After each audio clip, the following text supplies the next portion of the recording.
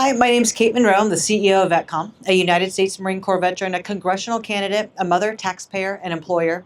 I'm in Sacramento today to finish hiring and to formally launch the Fraud and Abuse Felony Oversight Task Force known as FAFO. I knew you'd love that one. This is a first of its kind independent task force. Its mission is simple and overdue: to identify who sanctioned fraud, who hid it, and who is complicit in allowing it to continue, and to ensure those findings lead to felony referrals and prosecutions.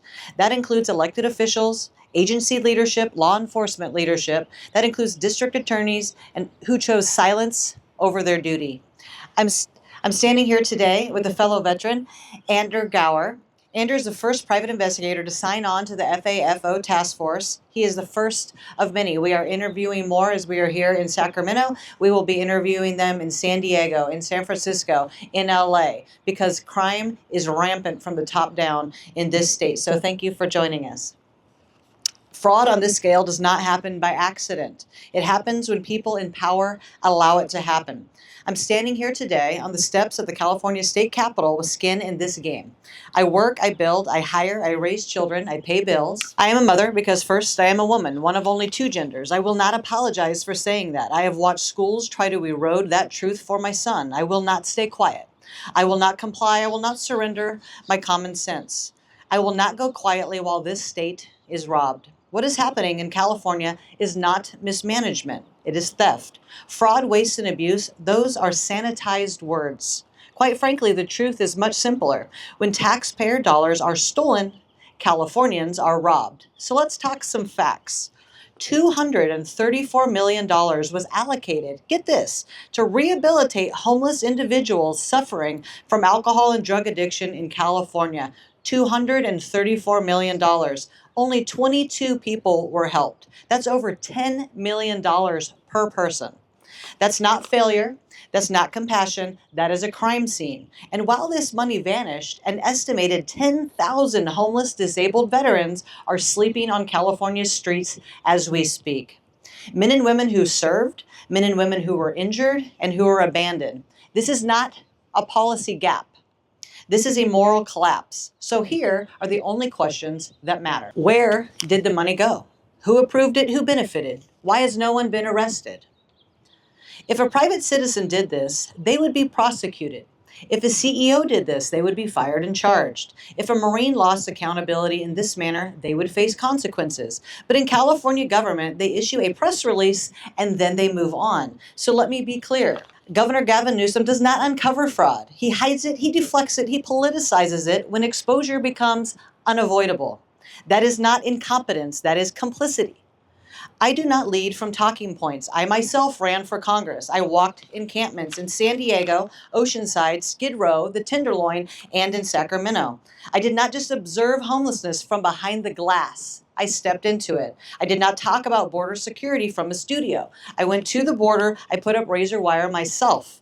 And when Gavin Newsom personally tried to have that razor wire removed, Border Patrol refused because even law enforcement understood what he would not. A border without enforcement is chaos.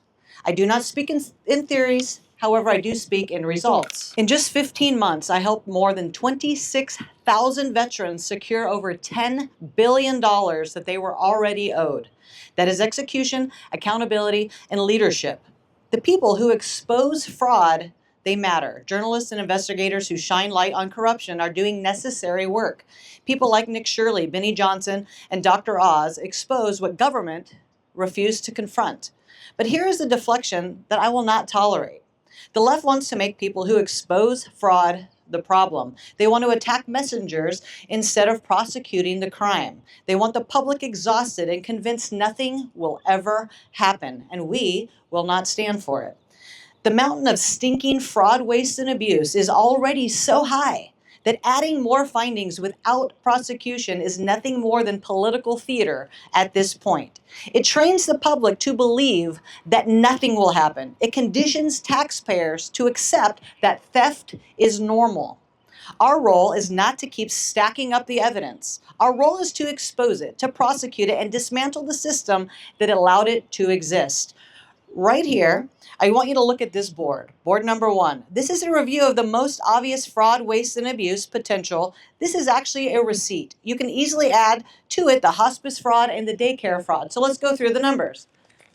CalFresh SNAP, 2.5 billion. Employment Development Department, 1.5 billion. Federal COVID aid relief never paid back, 820 million. Medi-Cal eligibility payments, on and on. State financial reporting, homeless programs. Let's just talk about homeless for a second. $24 billion spent to fix homelessness, and we have more homeless people. Add to it the 10,000 homeless disabled veterans that are still sleeping on our streets. And now that you have seen all of this fraud, waste, and abuse, what are some of the other things that are going on in California? You can switch the board.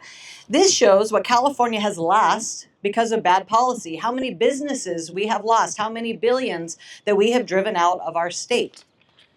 Tesla left, Oracle, Chevron, Hewlett-Packard, X, SpaceX, Palantir Technologies, Realtor.com, on and on and on. These businesses represent not only billions of dollars of revenue, of taxes, and employment in our state, they are the real issue at hand. We want to talk about we're losing jobs. You're losing companies to bad policy.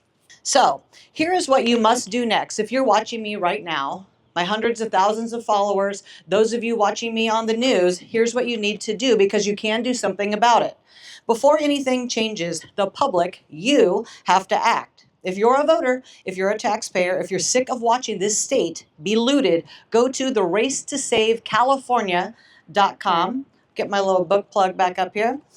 On that site, you will find who your district attorney is, who your local leaders are, and how to contact them directly. Call them, email them, show up, and ask one question. Who should be arrested and why has no one been arrested? Demand criminal referrals, demand prosecutions, demand action. This is how pressure becomes enforcement, how prosecution actually works. Fraud will not stop on its own. Theft does not stop on its own, and no one goes to jail just because the fraud exists. What we're doing now is we're saying fraud, fraud, fraud, fraud, fraud everywhere, but there's no prosecutions. So people sitting at home say, and to what end do you find this? Because we're not going to the top where it's being sanctioned. Crimes end only when prosecutors act. That is why FAFO, the Fraud, Abuse, Felony Oversight Task Force, exists. We will follow the money, we will follow the paper trail, we will follow who sanctioned the fraud, who hid it, and who enabled it. All findings will be referred for felony prosecution. If you are anywhere in the chain of command of this fraud, understand this. You have a head start. Every day that passes is an opportunity to preserve your records, to tell the truth, and to cooperate. Because paper trails, they're not going to magically disappear. Digital records do not forget. Financial transactions always lead somewhere, don't they? So my best advice to every fraudster and every accomplice watching this is very simple. Run.